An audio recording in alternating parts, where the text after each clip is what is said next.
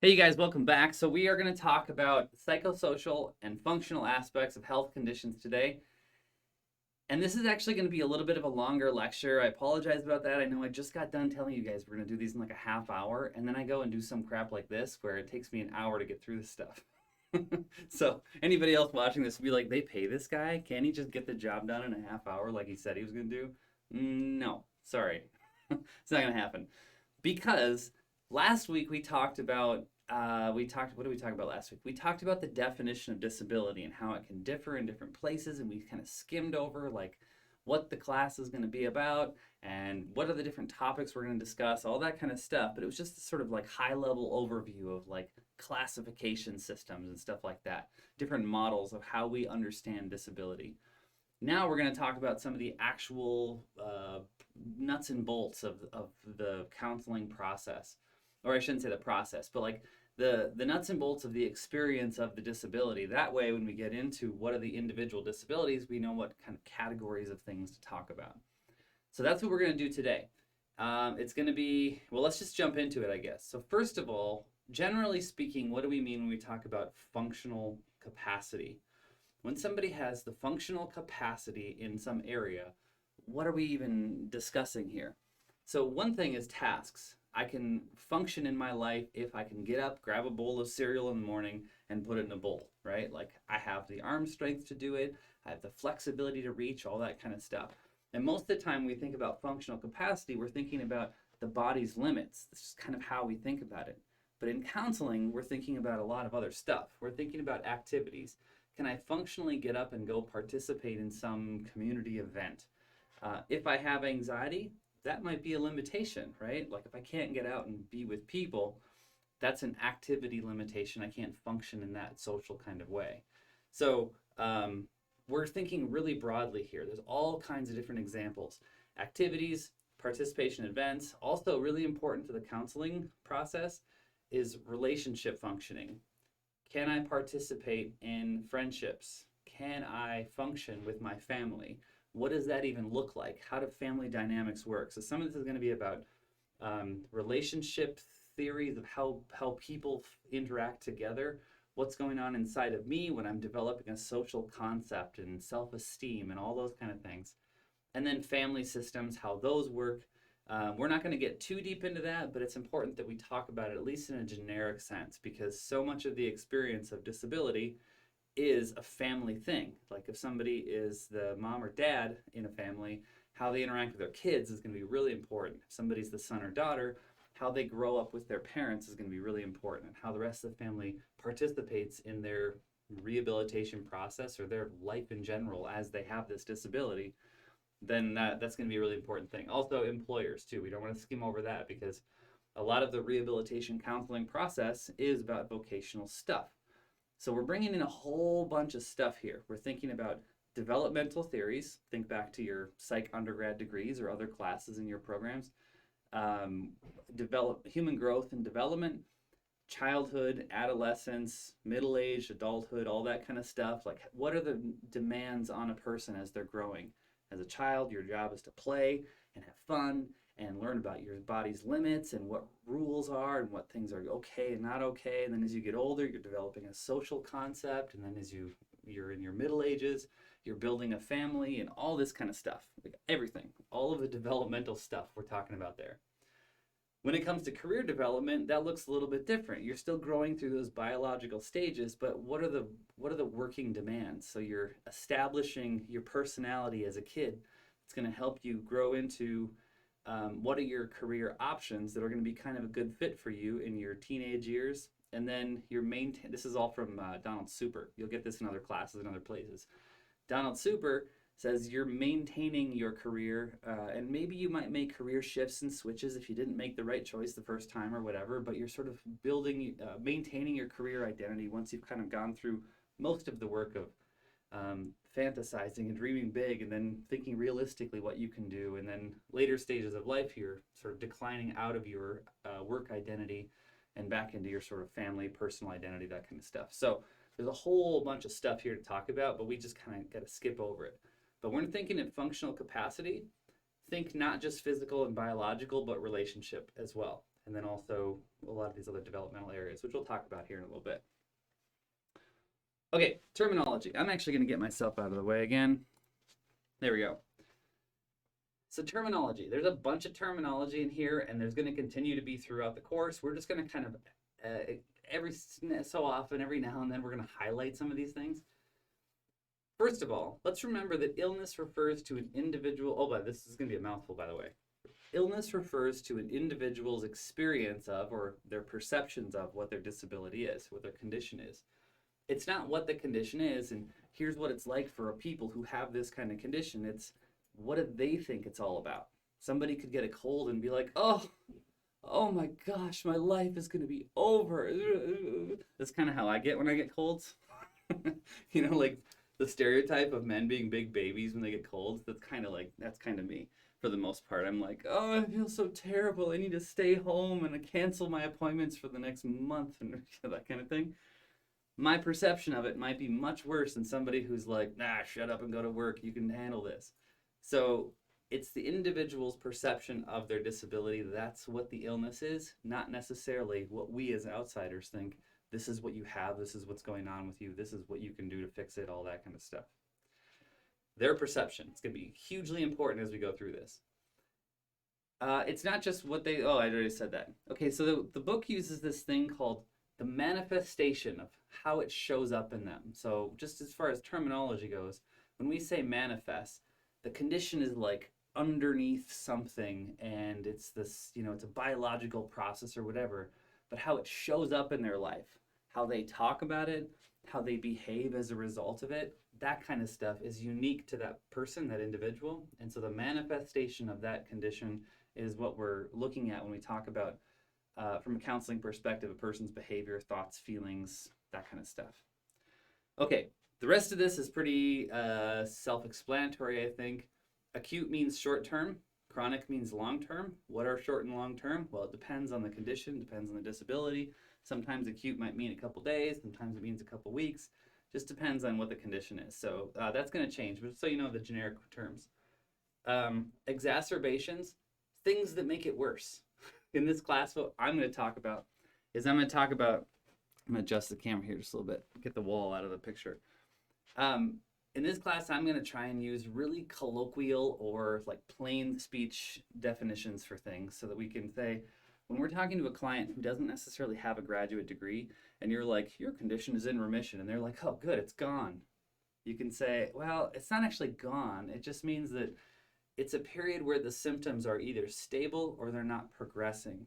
Healing, on the other hand, is when the symptoms are going away or the condition is just is gone. It's going to be gone. But remission is just stability, kind of like you're maintaining a current status or something like that.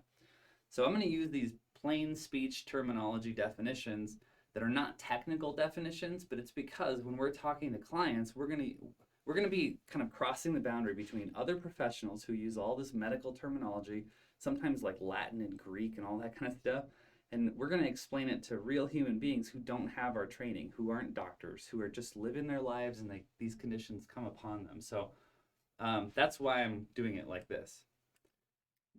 I'm going to click the other thing again. Okay, let's talk about stress. Did you know that stress exacerbates health conditions, makes them worse?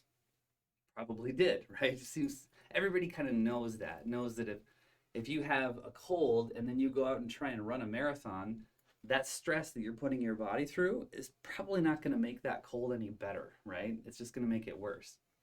So the question is, from a counseling perspective, what does that even mean? So the degree of stress is related to the threat it represents. Okay, so let's unpack that a little bit. The authors have a really good bullet point list in the chapter. This is chapter 2 again.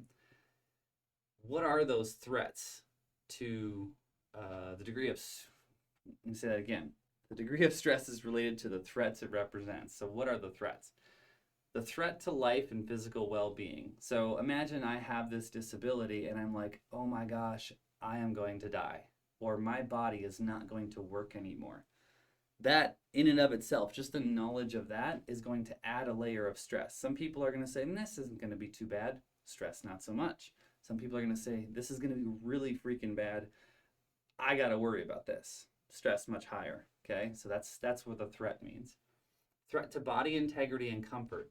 And I put this in parentheses, how much invasion of the body space. Now, when we think of, we use this word kind of flippantly sometimes in counseling. We talk about boundaries. What are boundaries? Boundaries separate things, right? They keep things out, and that's for very important reasons. What's okay and what's not okay. Let's use a really basic example. My skin acts as a boundary of all the things that are supposed to stay inside my body and keeps out all the things that are supposed to stay outside of my body. It's a boundary between the blood and internal organs and all the goo and guts and all that stuff that's on the inside, and says, yeah, all that stuff out there, like bacteria and germs and other people's fingers. That's a weird one, but I'm going to use it anyway. I wouldn't want a knife to go inside my body because it's going to break the boundary and allow the bad stuff in, right? Same thing with our relationships. We talk about boundaries. I don't want you to do that with me because that's getting inside the boundary and that would be unsafe for me. So like someone comes in and stands too close to me, I'm like, oh, all your germs are getting way all over me, are going to get in my face. Think about COVID. Someone gets too close within 6 feet and you're like, don't do that because it's going to germ me up, right? So body integrity means, is this thing going to stay the way I think it should be? Is it going to be safe? Am I going to be comfortable with the boundaries that I have? So if I get a condition and I go to the hospital, all of a sudden doctors and nurses are sticking thermometers and needles and all kinds of stuff, like doing things that I probably wouldn't want to do, and that's creating stress. Okay, so hopefully that makes a little bit of sense. There's all kinds of examples of what that might be like. Just as a side note, this will probably come up hopefully more than once because it's a big important concept. But actually, it's going to come up later in this series, in this lecture. But when we talk about the experience of going to the hospital, some people love it because it's like, oh, good, people are going to help heal me and they're going to take care of me. But then at the same time, there's this negative part of it, like, oh, I got to poop in a pan and then some young, pretty girl is going to come take it out of my room for me. Like, that just does not seem like the kind of thing that would be comfortable for me. So, like, there's all kinds of stressors, and I hesitate to use the capital T trauma because it's not quite like that, but like things that really challenge who we are. At the same time, we love it because it's important to keep us healthy, but we hate it because of I don't want to get poked with needles and all that stuff. So the confusing process of what does it mean to rehabilitate is what we're going to dig into more. Threats to independence, privacy, autonomy, control. Most of those you can use your imagination to understand what they mean. The big one, though, I want to emphasize is control. The sense of I'm in control of my life, who I am, how I work. This is going to come up a little bit later too, but control can be a really big one. I can move around my life right now with relative ease for the most part, and I have control over my environment. Well, I guess I don't need to go into more about that right now, but we can later. But the control is a big one because this sense of, if you've ever heard of the term locus of control, if I have an external locus of control, that means other people have the ability to control me and I depend on them and me trusting them in order to do what's good for me. And it also relates to sort of motivation and taking initiative in things, because if I have an external locus of control, somebody else is in control of my motivation, meaning I can't really function or move until they do something. I have to make sure that, or you have to have the conditions just right in order for me to do the thing that I'm supposed to do. If somebody has an internal locus of control, that means that I can initiate, I can get motivated, I have control and kind of agency of my life, and I can do that. Let's take a quick example. If I need to go grocery shopping and I don't have a car, I have when it comes to grocery shopping, there's an external locus of control. Somebody else who has transportation has to help me get there, and I can't do anything about it until they give me the car or they drive me or something like that. If I have an internal locus of control about this, I might say, yeah, I don't have a car, but boy, I can walk, or I can take the bus, or I can, if that person can't drive me, I can get this other person to do it. And I have the ability to change things and adapt to them in order to get the job done, something like that. But that control can be a really big one, because when you're in the hospital, you're in the rehabilitation process and lots of different stages, you might be like, I just don't have control over my life and I can't do this. So that's going to be a big one. Self-concept or fulfillment of customary roles. If you, again, we're talking, just to remind us, we're talking about stressors here and how much it can stress us out. We'll talk more about self-concept, and we've already mentioned kind of customary roles, but like life meaning, life purpose, fulfillment and happiness. Do I get all my needs met? That kind of stuff is what we're talking about here. Threat to life goals and future plans. That one I think should be pretty self-explanatory, but if you feel like, okay, all of my goals that I had for my life before are now going to totally change and I can't accomplish those. I can't climb the mountain. I can't have children. I can't do the job that I was doing before, all that stuff. If you can't do those things and those were incredibly important to you before, that's going to add a lot of stress on your life, or how the degree to which you're going to have to make new goals and new future plans. That's going to add a layer of stress too. Threat to relationships, we'll just let that one sit for now. Threat to consistency of surroundings or familiarity. What I mean by that is that we typically go through our life and we have safe spaces. We have our comfort zones. Our home is usually one of those. If I get in an accident and all of a sudden my home is not going to work for me anymore because now I have to use a wheelchair and there's a whole bunch of stairs, or I can't reach the cupboards, or I have to get a new job, all of a sudden the spaces that were comfortable and familiar to me are now going to be different. And so that adds a layer of stress of having to navigate new things in new places. And then threat to economic well-being.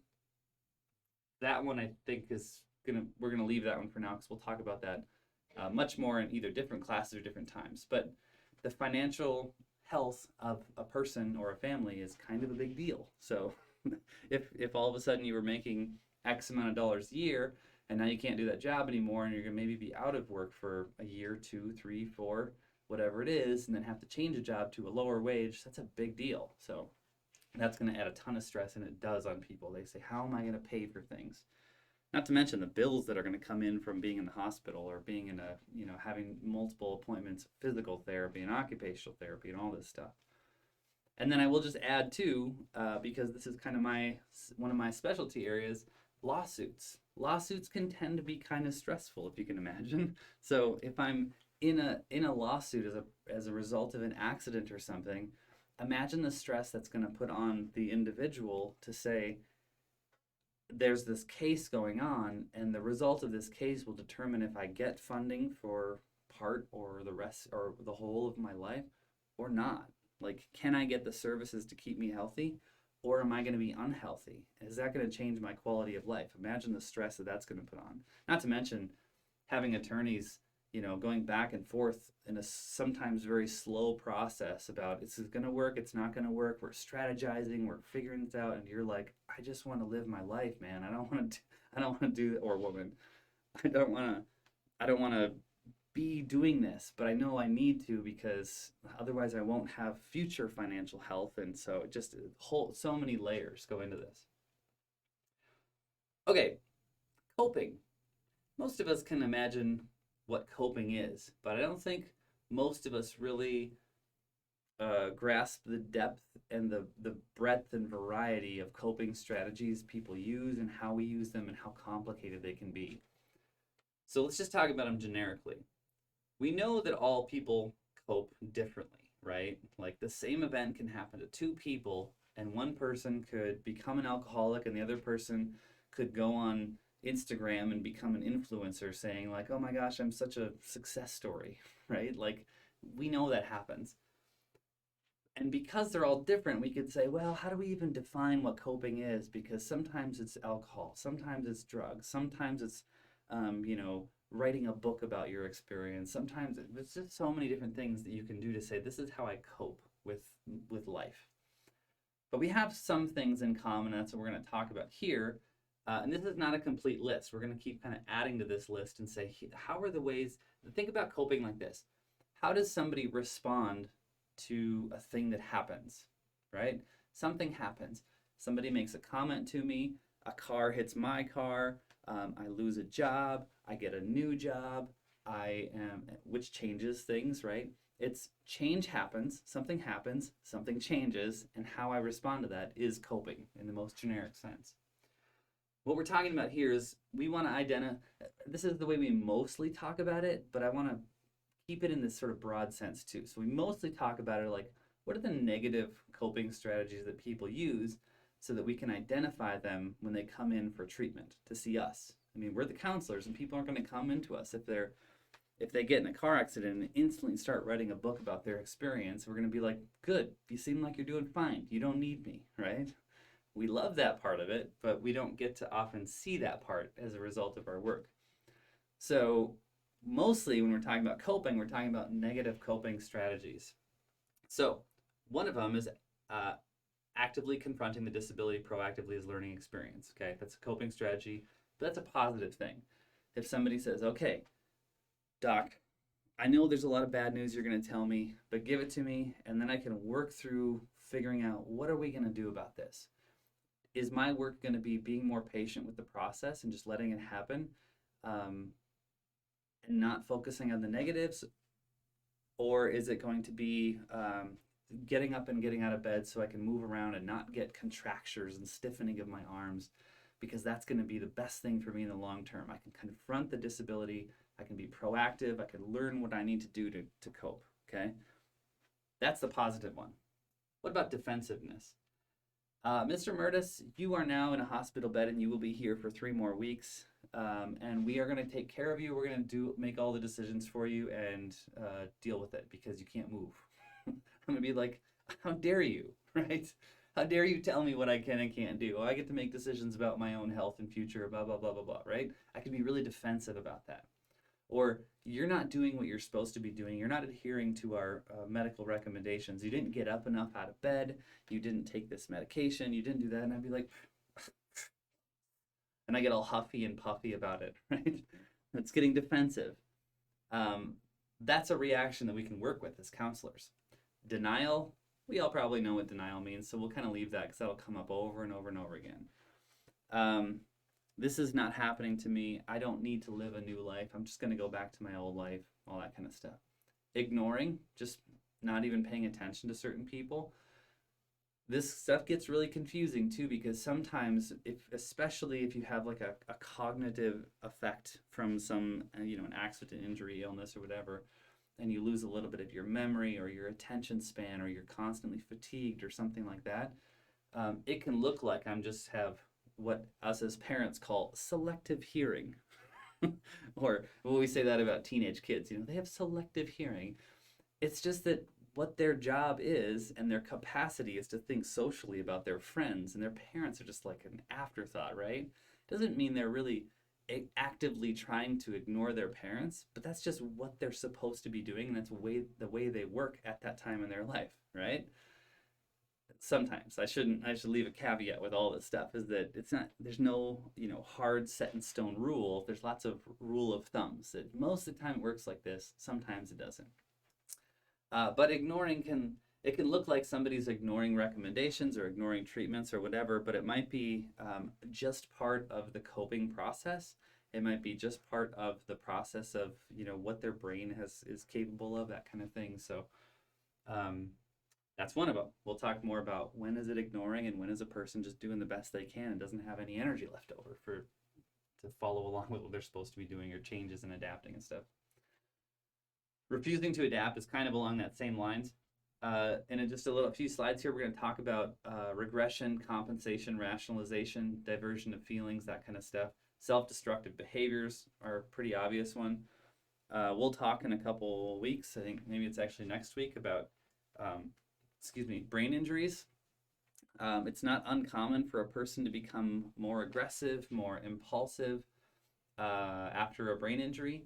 And the probability of getting a brain injury is greatly increased after an initial brain injury, because especially for younger kids who are like teenage kids, who are the most impulsive, the most risk-taking after a brain injury, often it's normal to become more impulsive and more of a risk taker, leading to further injury. So it's not just like, oh, now you're coping with, you're drinking more and you're taking more drugs or you're abusing your pain meds or something like that. That's all true.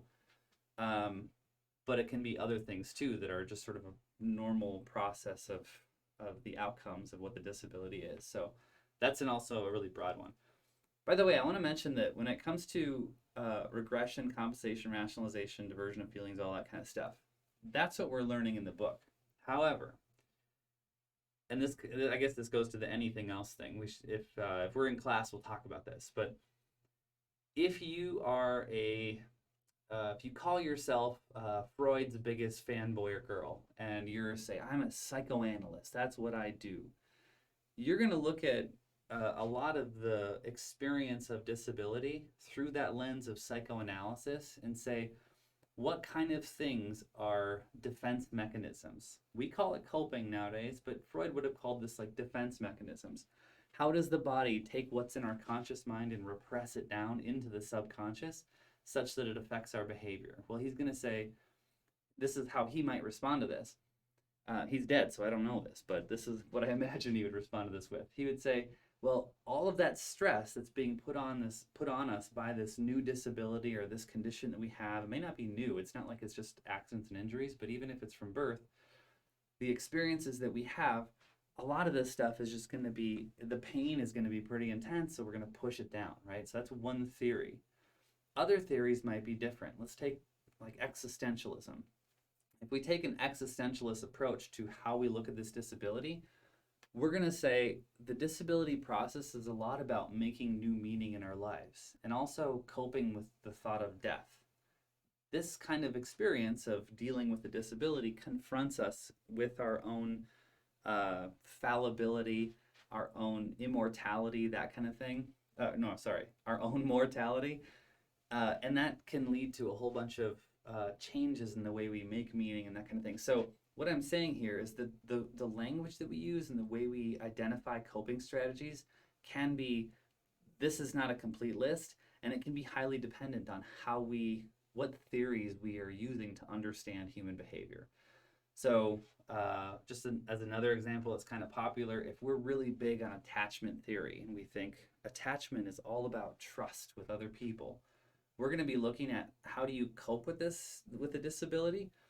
Depends on how you build further attachments. Like all of a sudden this doctor who I wouldn't have recognized in the grocery store, this woman or man is now the person that I have to put my life in their hands and I have to trust them. But if I'm not really comfortable with that, I don't like big doctors, I don't like the medical system, I don't like Western medicine, I don't like that, whatever, that's going to change the way we interact with our rehabilitation process. And so our theoretical lens is going to be very important in how we understand coping. So it's not a small point, but we'll have to deal with that more as things come up. If you are sitting there thinking, that's not a complete list, you're right, it's not. I don't like those words. You may not, and that's okay. There's different ways of understanding this stuff. So let's dig into these a little bit more. How are we doing on time? Holy crap, I gotta speed up a little bit. Denial. Denial is one of those like early stage parts to the coping process. Denial can be good, by the way. Actually, all of these can be good. Remember that, think about the Freud example that I used a little bit ago. If I take painful things out of my conscious awareness and my body or my mind or psychology, whatever, represses those down, all of a sudden I won't be in conscious pain anymore. Pain's still going to be there, but it serves a very important function so that I can deal with the rest of my life and not be hyper-focused or, almost obsessional about this difficult thing going on. So it's good that I can not descend into hopelessness and despair. I use denial as a tool so that I don't descend into hopelessness and despair. That seems like a pretty good thing, right? Despair, not good. But it's also, denial can be a bad thing, and we usually see it this way, if it continues for too long or it impedes progress, right? So at what point is denial okay, and at what point is it not okay? This is where we use our knowledge to say, denial is a thing that happens, and I know this because I'm smart. But the difference between knowledge and wisdom is to determine at what point is denial becoming more unhealthy than it needs to be, okay? And that's where what kind of differentiates a counselor who has the credential but kind of sucks at this, and somebody who's really empathetic and understanding and knows the process and has the skill. So we're all going to suck at it for a long time until we figure out when am I wise enough to know when denial is being a helpful thing and we need to keep it around, and when do we need to sort of let it go. The counselor knows that they look to the individual to determine when that point is. There's no absolute rule when that is, but you watch a person and they're coping and say, maybe it's time to let go of this, something like that. That's going to be true of just about most of our coping strategies, probably. Someone will disagree with me for some good reason, and I'll say, yeah, you're right. But for the most part, most of our coping strategies are good things for us for a while until they're not, and then they're not so good anymore. Regression, reverting back to earlier stages of coping. So maybe I get past this denial stuff, and then I get to, something happens, and I'm like, this just can't be happening to me anymore. I just need to put it aside for a while, something like that.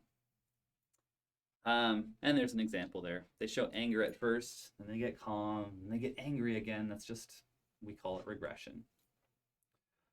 Compensation, using a strength in one area to counteract the functional limitations in another area. In class, I'll ask for examples. I'm going to skip over that one for now just because for the sake of time, because I've got a lot more slides to go through, and I want to get this done in under an hour. Decompensation was not in the book, but it's a term that I hear often. And for a while, it was one of those things I just could not wrap my brain around. What does that even mean? Somebody's like, oh, they're decompensating. And I'm like, what? I don't get it. Maybe I'm just a little thick about this, but deterioration of a previously functional ability. So I was compensating, saying like, I guess I'll give you an example. Might make this a little easier to understand. So I hurt one leg and I kind of walk with a limp. Instead, I put a little bit more emphasis on the other leg and I kind of use that one as my strong leg. So I compensate for my weak leg by using my strong leg more often. Decompensating would be like, this leg gets tired and all of a sudden I say, I can't walk because I can't use my other leg to compensate for the weakness in this one. So I'm just like, I'm not going to do this anymore. Give me a damn wheelchair. I'm going to use that, right? That's not to say that using a wheelchair is a negative thing or it's proof that you're not able to compensate for whatever. It's just to say, if I had the ability to compensate and then I wasn't, that would be decompensation. Another example when it comes to relationships, sometimes as counselors, that's like a functional, physical kind of example, but I might have a disability, go to the hospital, and I'm sick, and my family members are there to provide, they give me strength, and they're there to provide distraction from the realities that are going on. And I say, I'm going to compensate from this big event in my life by having my family around, keeping me positive, keeping me engaged, all that kind of stuff. That's the compensation. But then I stay in the hospital and my family has to go to work and they have other things going on. And then I say, yeah, I don't need them. I want them to go live their lives too. They don't need me anymore. I'm just a burden on them. And the depression starts to set in and the desire to isolate, even though we want them around to compensate for the negativity. But then we say, wow, but I'm just being a burden. I'm just getting in the way. And maybe you can hear the depressive thoughts kind of coming in. And then I say, I'd rather just be alone right now. And I want to keep my family away actively, even though I know that it would be good for me to have them around because it would keep me positive, keep me growing, keep me healthy. That's an example of decompensation, willingly allowing or sometimes wanting the depression because we think that's what's going to be good for us, because that's how depression lies to us and tells us that it's going to help us. Instead, doing the right thing sometimes means ignoring those thoughts, and we can deal with that later. But that would be an example of decompensating in kind of a relationship sense. Rationalization, we probably all know what this means, but finding socially acceptable reasons for not reaching a goal, like, oh, here's the reason why, it's because I had to, whatever, and you're just sort of saying, like, instead of saying, no, I didn't reach it because I made some bad decisions, or my body just didn't work the way I wanted it to, or whatever, it's saying, like, well, the reason is because, and it sort of lightens the blow, so to speak, or denies yourself the responsibility of showing up to the reality of life, or whatever. Okay. Diversion of feelings, channeling negative emotions into positive ones, or could be seen the other way around too. Challenging channeling negative emotions into negative ones. That would be another way. There's some examples on the screen. You can read those, pretty easy to understand, I think. Another one that's kind of related to that is intellectualization. This is one I just added because I see it a lot, is saying, instead of feeling my feelings and being sad about this, I'm going to push down all my feelings and say, well, there's a logical, reasonable, rational explanation for this. Again, it can be really important for the person who's newly disabled, or who is sort of dealing with their child who's going through a new stage of life, or whatever it is. If they're saying, give me the research, tell me straight, don't bullshit me here about this process, just I want to learn and I want to know what to do. What are my resources? How do I deal with them? Like, like all that stuff. And that can be a really great thing, because that really helps people be successful, make a lot of progress. And we know, especially coming from an academic, intellectual pursuits are important and they're helpful, right? But when they become so helpful that you forget that you need to grieve and you need to cry and you need to be angry, and these emotions that come up in us are okay to be there, but to know how to do them and when they're appropriate and how to deal with them appropriately, that's important stuff too. And so if we over-intellectualize and say everything is a logical process, if I just learn it well enough, don't worry about how I feel about anything, just give me the information, that can be produce negative side effects. So we'll talk about grieving and stuff. Well, right now, actually. Grieving is an important part. If we're forgetting to do it, that can be a big no-no, I guess, for lack of a better way to put it. Most of us have heard of the 5 stages of grief.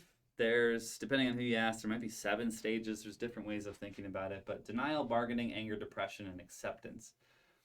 There's no particular order. Most of us kind of know this. There's no particular order. They show up in different ways. They show up at different times. They last for different periods, but they're all important stages and they should be allowed. Even though we often, as the person experiencing it, feel guilty for it. We think we shouldn't be doing it. We think we shouldn't have this, etc., etc. But that's a normal reaction to these kinds of, any kind of disability or health condition. Not just once when it happens to us, but throughout our lives, we might go through different periods of this. It's really normal for people to kind of be angry about a disability and stay that way, and then that becomes sort of part of their personality. Like, I'm oppressed, I'm sick, I don't like this way I'm living, I don't like my body, I don't like the way people respond to me, the stigma sucks, the culture's unfair, rah, rah, rah, and then they just get like overwhelmed with anger and frustration, and that's just the way they stay. I get it. It makes sense. We all are compassionate toward that way of living, but it doesn't help them and it doesn't help anybody else. And so what is the counselor to do with the person who says, how dare you treat me this way, rah, rah, rah? We get to sort of deal with that. And that's what we're talking about here, is that that's a normal part of the process. When somebody acts angry toward us, when they relapse in their addictions, when they accuse us of being just part of the system and we're not really being compassionate because we're not giving them enough resource or money or time or attention or whatever it is, that's a normal thing. And sometimes we assume that we're doing something wrong and we burn out because of that, but it's a really normal part of the process. Fear, anxiety, anger, depression, and guilt, all those things are just like, that's what we're doing here. And so one of the things you can be thinking about is, how do I respond to that? Do I say, that's a normal part of the process, and I know you're going through that right now, and we hope to get through that, not get out of it, not, but like put it behind us and say, good, feel your anger, get it out, this is appropriate. But then we'll see what else that we may want to consider, like what other options in life are available to us. Can we feel happy if we allow ourselves to do it? Is that, Mr. or Mrs. Client, is that what you want out of life? Would you want to get there if we could? Let's try. Okay. Another point about this, the point about depression. In the book and generally in life, we use it in 2 different senses. There's the clinical one, which means this is this very specific cluster of symptoms in the DSM-5 that tells us, here's what depression is. It looks like this. If it's in, we have these symptoms for a certain duration and with a certain intensity, then it's clinical depression. But I think oftentimes we use the word depression, especially when it comes to grieving and that kind of thing, as just sadness. We use it as a synonym for sadness. So could be either one here, but either one would be totally appropriate, either clinical or colloquial depression, sadness, whatever it is, it's appropriate. Developmental aspects, we've already kind of touched on this. We need to consider every single unique condition in the context of someone's developmentally normal behaviors, whatever their like, developmental stages or milestones they're hitting. So take, for example, an infant who is diagnosed with autism. They're going to experience that diagnosis completely different because they don't know what autism is. They just know that they want that ball and they're going to throw a fit if they don't get it, right? Like most kids do. However, some kids can say, well, if I don't get that ball, I will just go find another toy and deal with it. But perhaps somebody who gets more easily fixated on the thing is going to really struggle to change course and say, oh, well, okay, I'll play with this teddy bear. They're going to say, that ball is my life and I need it and I'm going to throw fits and I'm going to put holes in the wall and I'm going to do whatever, that is different than experiencing the diagnosis of autism as an adult, right? It's going to happen differently at different milestones. Also, when we're talking about development too, keep in mind that as we go through the course and we're talking about all this stuff, we're also thinking about the context of culture and how that affects somebody. So it's how I grow up through my life and what's around me in my environment, my cultural environment, that kind of thing. So that's all part of this too. We're not ignoring that. We're just sort of focusing on this area here. So this is a very, very brief and incomplete and maybe even potentially inaccurate kind of list of what is development. But just when we're talking generically about developmental stages, when you're in infancy and toddlerhood, you're going to be focusing on attachment and building trust, and you're meeting your very basic needs of food and comfort and warmth and love and that kind of thing. Mostly people are doing that for you, but your job is to let it happen, right? Like as a kid, your job is just to play and be in relationship. That's what we want so much. We crave that as kids. But eventually we're going to start building some independence and we're going to start using our words like, no, don't take that from me. You would not tell me what if I can eat peanut butter for dinner or not, or whatever it is. We need to build that independence, and that continues, but it looks a little different as we get older, right? We're testing our body's limits. We're exploring our bodies, feeling the different parts of them.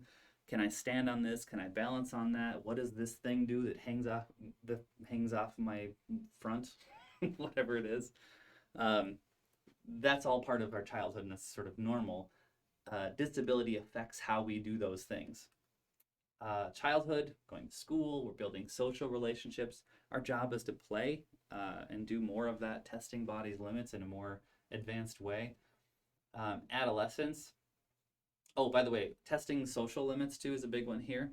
It's not the same as when we go into adolescence and we're building social belonging and social grouping and that kind of thing.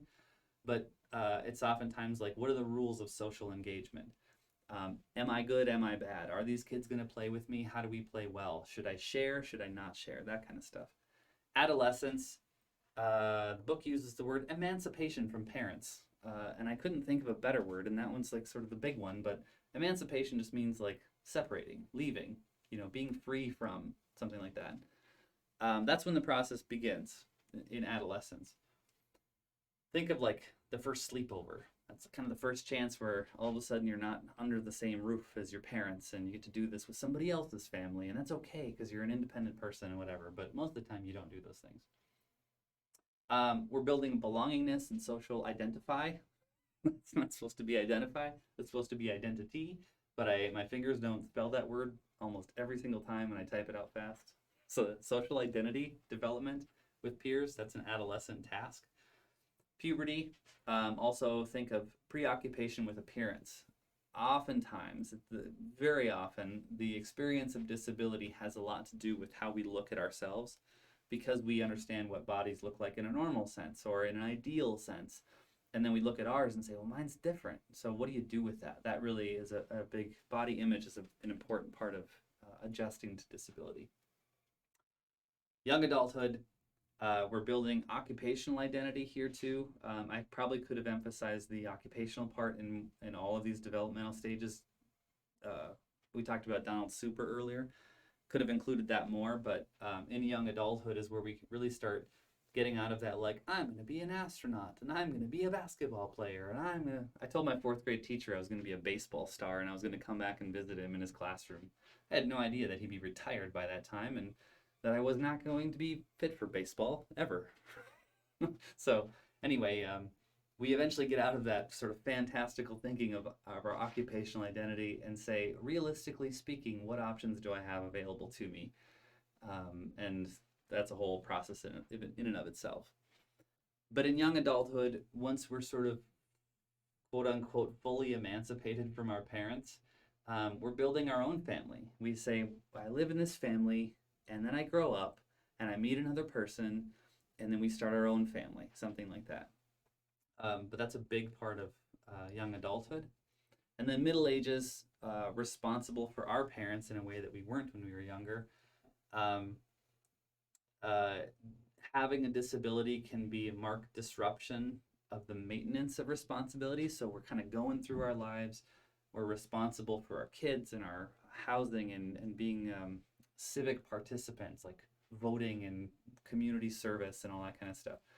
All those things that we do in our middle ages, this can disrupt that process, which are big parts of, I see myself as this kind of person. This is my identity, my social identity. And part of that is like giving back to my community and participating in, whether it's my family community, whether it's my neighborhood or my city or my state or my whatever, doing my national duties.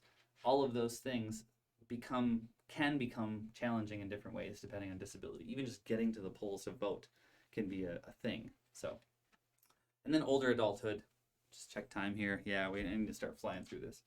Older adulthood, disability is completely normal and almost inevitable, probably you could say, when you get to older adulthood, because our body functioning just starts to decline, right? Like we can't do as many things. I'm not as strong. I'm not as flexible. I'm a little more brittle, maybe. We typically call that aging and not disability. But it's the same thing. We get older and our bodies decline, our functioning declines, all that kind of stuff. However, that does not necessarily mean that our relationships decline. Sometimes they do, but they don't have to. And so that's, in the counseling sense, aging means something differently because our relationships change, but can be stronger than ever, and you can die with much more than you ever started with. You're like continually growing up until the moment of death. Your spiritual self can be stronger, your relationship self can be stronger when your body is in physical decline. It kind of goes through this ebb and flow, but there are parts of us that don't necessarily need to. We deal with existential relevance, and what I mean by that is we talked earlier about kind of death and confronting that and all that kind of stuff. Do I have meaning and purpose in my life? And that's part of we can keep growing up until we die, but that changes the counseling process for people who are older. Okay, self-concept. There's a difference between self-concept and self-esteem. Self-concept is kind of a more umbrella term. It incorporates self-esteem, but think about like your personal identity. The book uses this example of perceptions of your strengths and weaknesses. That determines sort of who I am and how I think about myself, what I can do and what I can't do. Perceptions of how others view us. So this is talking about our social identity. I am what other people see me as, and I look to them for feedback on like, they think I'm good at this, they think I'm worth something, they think I'm this, whatever. Sometimes it's important that we maintain our sense of self without that, but all of us depend on other people to get feedback about who we are and our value in our social position, that kind of thing too. So that's part of self-concept. Relationship to self, both body image we talked about, how I see myself in my mind and what I think are my values. That's kind of related to the strengths and weaknesses. And I add spirit in here because so many people live a spiritual kind of life. And for us as counselors, we get to say, how does that make you who you are? Depending on your religious heritage or your spiritual background, your spiritual understanding, whether you agree or disagree that that's an important thing or not, whatever, I know it's kind of controversial, but it's an important part of how a person sees themselves. Am I a child of God? Am I part of the energy of the ether? That just changes the way a person understands who they are, and that's an important thing to dig into when you're doing counseling with people if it's important to them. And then body image we should talk about over and over again through the course. Hopefully we'll get there. It's the perceived image of the person. We talked about that at the beginning. With a developmental emphasis, and I probably could have added that sort of cultural environment stuff too. All of those things put together is going to help us understand the impact that that's going to have on a person. And then a self-esteem, what we're talking about there is just, it's tied to self-worth. Am I valuable? Am I a meaningful participant in my family or whatever? Do I have worth? That's what we're talking about there. Stigma is a word that most of us are familiar with. It's a socially constructed impression of something. And the key thing is that it's socially constructed. It's made up.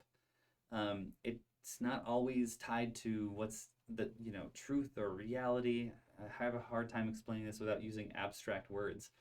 But I might be a completely capable person, but if everybody around me constructs this idea that I'm not, that I can't handle myself, that I need their pity, that I am so inspiring for my strength or whatever, that everybody forgets that everybody else has that same strength. They just haven't had the opportunity to deal with the same challenge, and they look at me like I'm more important than I actually am. It just sort of distorts things, right? So that can lead to all kinds of weird situations. And we think of stigma as this like totally negative thing. And it kind of is, but it's negative in weird ways. So discrimination, not good. Devaluation of a person's worth, not good. Infantilization, which means now that you have this disability, I'm going to treat you like a child because you can't handle yourself. Because kids aren't able to handle their emotions. They're not able to do things. We need to help them walk upstairs, all that kind of stuff. And now all of a sudden I have a disability and people say, oh, let me do that for you. That's that infantilization, is treating people like children kind of thing. Or maybe another way of saying that is controlling things that they could probably control over themselves, something like that. Stigma can lead to inspiration. You'll hear people talk about in the disability community, like instead of seeing somebody with maybe cerebral palsy and they come in and they grab the door to the local Little Caesars shop and they walk in because they want their $5 pizza or whatever it is. And I say, oh my goodness, that took so much strength for you to open that door. God bless you, or whatever kind of, crappy mean thing I can say to somebody. And they're like, there were 4 other people ahead of me that opened the same damn door. Why didn't you say that to them? That they're strong, that they're worthy, that they're valuable, that they're impressive, and all that kind of stuff. Instead, we tend to look at people with disabilities and say, what a success story. Oh my goodness. And we call it inspiration porn. You go on Facebook and some nonprofit is showing a video of somebody who's just overcome all the obstacles. But what you'll hear from a lot of people with chronic conditions and disabilities and cancers and all kinds of stuff is that, like, just leave me alone. You didn't pay attention to me before I had this disability, and now I'm not any necessarily better for it. So just treat me like you would treat anybody else, which is treat me like I have worth, but also don't pay quite as much mind to me, something like that. Because what happens is you watch the thing on Instagram and then you go on with your life and you're like, oh, I'm just so touched. And then you forget that person even exists. And what happens to me if I'm the person who has the disability is I say, don't forget me. I don't want anybody to forget me. I want people to love me and care about me and accept me, and not just use me as a tool for your own personal gratification for 30 seconds and move on. That's what we're talking about here. False hope, I kind of explained that. Stigma can lead to false hope, like, oh, you are so much stronger than you actually are, and hopefully in the counseling process we say you're exactly as strong as you are. Now let's deal with that. Let's not pretend it's more than it is. Prejudice, etc., etc. We could talk about what else are good examples of what stigma does to people in our culture and society and all that kind of stuff. It's a big conversation, and one totally worthy of having. The book talks about invisible health conditions. This is one of those rule of thumb things too, and we'll discuss this more as throughout the class. More visible often means more social impact. In other words, because people can see it, the stigma will increase. It'll change the way people interact with you. If you are missing a limb and you are in the weight room and you have your prosthetic on or something, and you're walking around, it's going to change the way people interact with you because they're going to have an impression, oh, you're missing a leg, but you're in the gym, you're just totally like just cranking on the bench press, or you can tell I don't do this stuff. You're doing this stuff, man. I'm so impressed. Everybody else here is doing it too, but it must be harder for you because that's how I understand disability. So you are inspiring to me, whatever. Or you have schizophrenia and I don't want anything to deal with you, and I can see the weird behavior that you're showing me right now. So I need to stay the hell away from you because you're freaking me out, right? They're not dangerous, but people treat them that way sometimes. So that's what I'm talking about. It creates more social impact when it's visible. When it's invisible, what sometimes happens, and this wasn't in the book, but I think what sometimes happens is that there are greater expectations on functioning. Because you look normal, you should be able to do all the things that everybody else can do. So whether it's visible or not changes the way what the stigma is and how people are treated by others. So we could dig way more into that one, but we're not going to. Okay, let me just check. Holy crap, I got a lot more. Sorry. Maybe pause. I'll take a moment to pause the video right now. Mark what time it is. 55 minutes, 56 minutes, and then come back to it later if you need to get up and go to the bathroom or drink some coffee or whatever it is that you do in your life. Sexuality is a big important topic, which will come up in just about every chapter. Sexuality is not just about sex, it's about the relationship to the body, and that would require a little bit unpacking, but I'm not going to do that right now. Expression of sexuality involves the need for physical and emotional intimacy. So what do we even mean by that? When we're kids, and we'll talk about babies. When we're babies, we need high degree of physical intimacy. As soon as we come out of our mom, we are going right to the chest, and we're holding, and we're staying warm, hopefully, in an ideal sense. Skin to skin contact, and throughout the first year of life, we're just always hugging. And my son is 4 at the time that I'm recording this, and we're doing a ton of like wrestling on the ground, and we're close, and I'm poking him in the butt and like tickling him in his tummy, and like I touch him in places that like under his armpits. I'm not going to do that when he's 18. Well, maybe I might poke his armpits, but I'm not going to like pinch his butt and say, oh, it tickles, and we're going to play this funny games. You know what I mean? So and I like, we're just holding and hugging a lot because we need that physical intimacy to remind us that we're safe in the presence of other people, and it builds that trust and that kind of thing. And so it's, as we go older, we tend to think, I can get that physical intimacy some other way, right? And it's expressed, usually we find a partner and we engage in these physically intimate acts. We let people into that space, which we've been, as a kid, you're like a child from, like 5 to 10 or whatever. You're saying, oh, I need to have boundaries. I need to keep people out from my safe places. Nobody should touch me in the privates, right? Those are private. They're just for me. And then eventually we're like, oh, but physical intimacy is kind of an important part of life. So I'm going to find somebody who I'm going to allow into that space, right? There's lots of different ways of looking at this and who should be in and who should be out. It's controversial because it's a moral thing for us. But physical intimacy is good, and it is expressed as adults as sexuality. That's what we call it. If we're not able to express that, if people lack an appropriate outlet for physical or emotional intimacy, there can be issues that come up with that. And the reason we bring that up is because when people have a disability, sometimes weird stuff happens to our sexuality. I'm in a marriage, I have this chronic health condition, and all of a sudden it's not, for all kinds of reasons. It might seem gross, it might seem unclean, it might seem painful. If sexuality is detached from that core relationship function of those two married people, it's going to change things. It's going to make things different, maybe sometimes difficult. Things like this can lead to divorces. They can lead to all kinds of marital issues.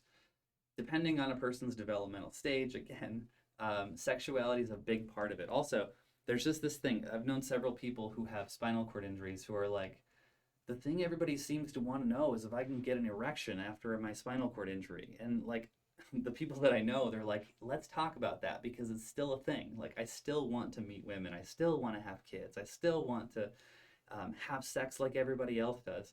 And yet it's this really confusing thing for sort of the able-bodied world to understand because it's, we're like, well, your legs don't work and those are kind of your penis is by your legs, so isn't that like explain this to me, but I'm not supposed to ask, but I'm curious, and so like leads to all this weirdness.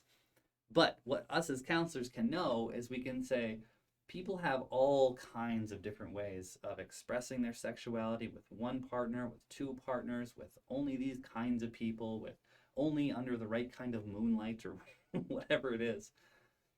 And it's important, right? And it's scary to talk about. And many of us even have our own limitations of our comfort level with it. But it's an incredibly important part to include. And is this something we need to pay attention to?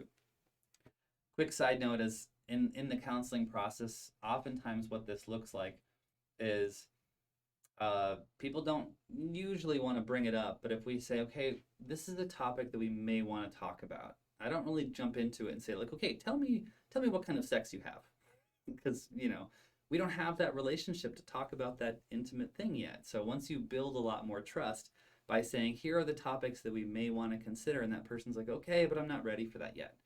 But once they are ready, if they're ready, then you can go engage in that stuff. But it oftentimes takes a little bit more sensitivity to prepare people to be ready to talk about these things.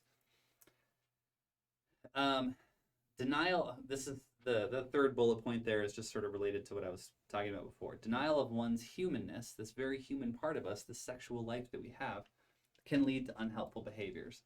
So there's not a lot that we know about our relationship with pornography, but in the disability community, if I were to do a research study and I were to venture a guess, I would say that there is, because of what we kind of know about people with disabilities, is their sexuality is infantilized. In other words, they don't have one, and so they don't have any kind of quote unquote normal outlet or expression of sexuality, and so they look to other things. Sometimes it might be appropriate, like, I'm going to find other toys, other tools, other modified accessories to be able to engage in the same kind of sexuality I had before. Or I need to substitute it because I can't do it anymore. So I substitute it with pornography, with sex toys, with prostitution, with all kinds of different things, right? And excuse me, some of those can be helpful, some of them can be unhelpful. That's the conversation we'd want to have. It's like, you can't find a date on any kind of website because of your disability and the perceived stigma about what that means about you.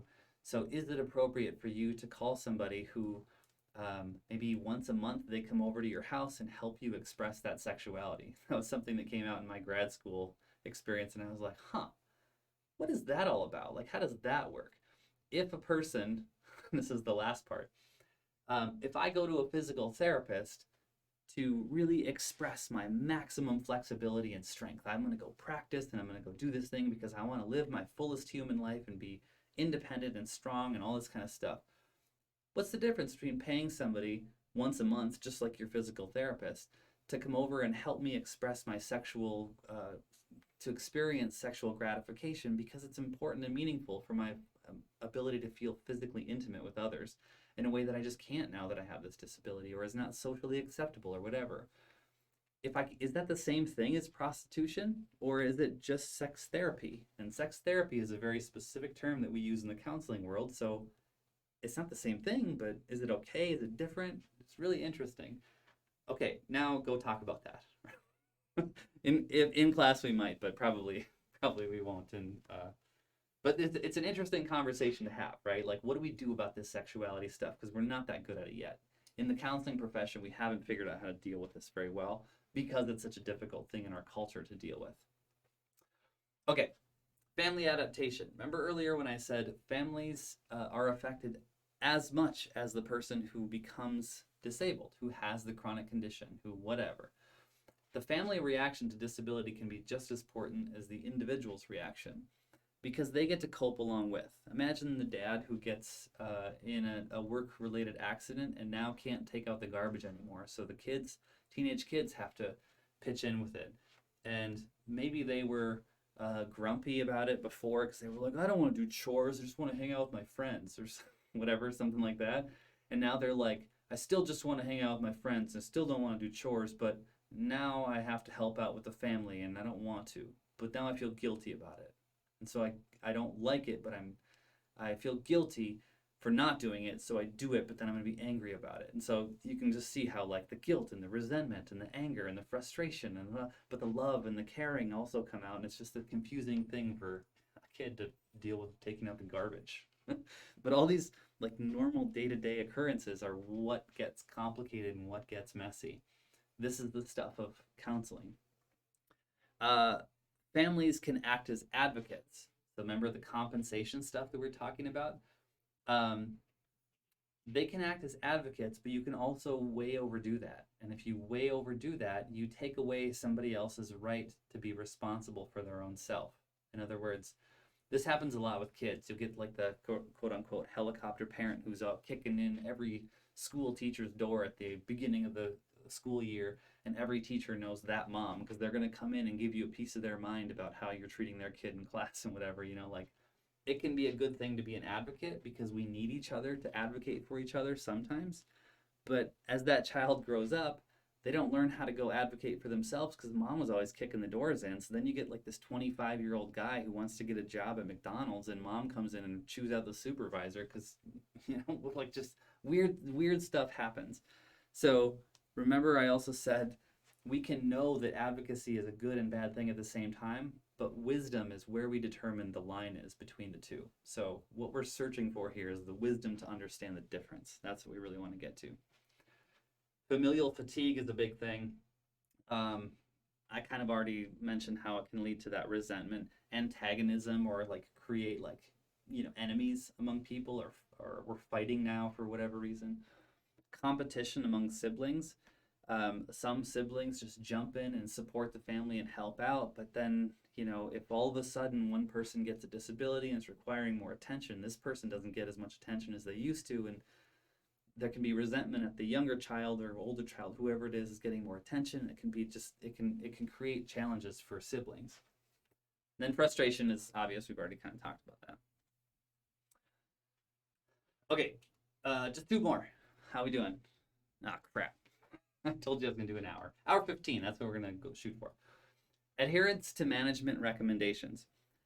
The best rehab plan is of little value if individuals do not follow them. So if you're like, I'm so smart, I'm the counselor, I know things, I know about healthy living, et cetera, and you're like, okay, here's what's going to be your goal. And they're like, no thanks, that doesn't work for me. It's a great goal for you to have, but you're not going to have a happy client, and you're not going to help them at all. So remember that as counselors, we do so much listening and getting curious about other people, because we say, I could tell you all day long that you should diet and exercise because you're too fat and lazy, but is that going to help you? No, it doesn't help anybody. The last trip I went to the doctor, I went in because I'm in a new town. I was like, I got to go in just for a checkup just to make sure I'm okay, And I went in there and he's like, oh, what are you in for? And I'm like, well, I'm not sick. And he's like, well, what do we do then? I'm shortening this, but this is basically the gist of the conversation. He said, what do we do? And I said, I don't know. I mean, I just want to make sure that I'm healthy. And he's like, okay, you're healthy, but you're overweight. And I was like, really? I mean, yeah, I want to take off a few pounds, but it's because I have kids, and this is me rationalizing. See the coping? I have kids, and I haven't been able to do stuff because I'm starting a new job, and I'm a teacher now, and I have a desk job, and I talk in front of cameras. And he's like, yeah, but you're fat. So what do we do about that? So he's like, you should eat more and exercise more. And I'm like, yeah, but it's hard because I have all these other things going on. Instead of listening to me and saying, well, what do you think would be helpful for you? What do you want to do? He said, here are the things you need to eat. Here's the way you need to move. And I've done my job, and now you can go. And I was like, I didn't really feel like I was heard in that situation, He was a nice enough guy, but that was just sort of generically, he was just sort of lecturing me. And so the best plan is of little value if I'm not going to follow it, right? He says, you need to eat broccoli in your ice cream. I'm like, no thanks. It's not going to do it. Developing a plan with the person, emphasize with, is an incredibly vulnerable experience. Remember earlier when I said, talking about boundaries, and people are poking you with needles when you're in the hospital, and they're, collecting your poop in a pan and that kind of stuff? It can be a really vulnerable experience to talk about sexuality, to talk about a GI plan, so gastrointestinal plan of like a poop and pee schedule, basically. Um, Something we don't really feel comfortable with usually. Talking about your spirituality, all of a sudden you're like, this is a really controversial topic and I don't want to get in conflict with anybody, so I'm not going to talk about religion or politics. And all of a sudden this counselor's like, do you believe in God? And you're like, oh, I don't want to talk about this. Right? It can be a vulnerable experience. The coping stage can appear as resistance to recommendations. So we're talking about adherence to management recommendations. I might say, this cannot be happening to me. I just want to go back to my old life. I want to live the way I've always lived. I don't know how I'm going to manage taking all these medications on time, and it needs to not happen. I'm just going to check out for a while. It can look like resistance, but remember how we said that coping is important. So you'll run into other professionals who say like, well, they're resistant to treatment. But our job is to say, well, why? Like what's going on inside of them? Are they needing to do this resistance because they're dealing with this other thing over here? Let's be patient with that process. And that's the work of counseling, is to say it's really good to follow these recommendations, but let's talk about that barrier so we can get back to it, something like that. Resist the urge to see it as resistance. There's a lot of counselors nowadays. Resistance used to be a term that was more popular, and now we're kind of learning, let's just get that out of our vocabulary, because resistance is another way of saying something that we can say better. So let's find that better way to say, let's understand a person's resistance as, how are they coping, and not blame them for coping, right? Because of what we think is good for them or what you think is good for them. Another sort of point about adherence to management, some vacillate back and forth between the urge to be independent and dependent. So I want to get up out of this hospital bed. I want to get up out of this wheelchair. I want to do things my way, but I know I need you, but I don't want to need you for this. I don't need help. I do need help. I don't need you to tell me when to take my meds, but I always forget. And this is like it can be a constant thing where we say like, I just want to live my life and not have everybody tell me what to do. But I also need to have everybody tell me what to do because I don't know how to live this way and I'm learning. So that can be a challenging thing for us to navigate as people with a disability, also as counselors. So, and then consider coping when addressing an adherence plan. Yeah, said that a million times. Okay, last one. Stages of adaptation. Now, this is going to be the thing that I think we as counselors, this is the thing that we can be good at. But we still have a lot to learn about the process. We've talked about coping, we've talked about grieving, and all the different theoretical perspectives on how the language that we use to explain why people are not adjusting as quickly or in certain ways and whatever. Like, there's just a lot to learn yet about this. And so we could make this section way longer. In fact, this is probably the nuts and bolts of an entire graduate rehab counseling program. What is adaptation? What does it mean to get from here to there? What are the barriers in between and the strategies and skills we have to get through this whole process? Just a few points. It includes this search for meaning. Remember we talked about the existential perspective earlier, and how do we say, this is a challenge in life, and how am I learning from this? What do I come out of this with? What does this mean for my life and my relationships and my worth and all those things? Coping is an attempt to regain control of life. I mentioned this earlier, so I'm not going to talk about it here, but that internal and external locus of control. That's a big part of the coping the adapting process. Reassessing freedoms. This goes back to that slide just a second ago where I said, what do I need people for and how can I do things myself? And what's the dang difference? Because that can be a hard thing to figure out. In other words, I'm free to do a lot of things. And what am I responsible for? I need to take care of my kids. I need to make money. I need to do all these things. I'm free to not do those, though. And sometimes knowing, how to do this is challenging. So that's a whole conversation. I'm going to stumble over it now because I've been talking for too long. And then vocational issues was kind of like tagged on at the end. Remember, this book is written by a bunch of nurses and it's a medical class. So we're going to talk mostly about the medical stuff, but let's not completely forget the vocational stuff. The vocation is not just about economics. It's not just about making money. It's also about developing self-identity and our contribution to our communities and that kind of stuff. And it's a source of meaning in life. Sometimes for people, a job is just a way to make money so I can do things outside of my work. In other words, some people work in order to live. They just want to make money so they can go out and live their life after their job, and they separate all the two. And some people live to work. They really identify with the kind of work they do, and my life is strongly involved in how I do that work. So vocational issues can be different, and they're different for different people and all that kind of stuff. But that's a part of this conversation. Okay. Oh, this was a long one. I apologize about that, but you guys, if you're still with it, you're troopers. And let's see. Anything else to say? No, I think I just need to stop talking now. Professors have a challenge of you get used to talking for an hour or hour 15 or whatever, and then shutting up is one of the harder things to do. So I'm just going to say goodbye. Thank you for sticking with me, and we'll keep the conversation going as we keep going through class. See ya.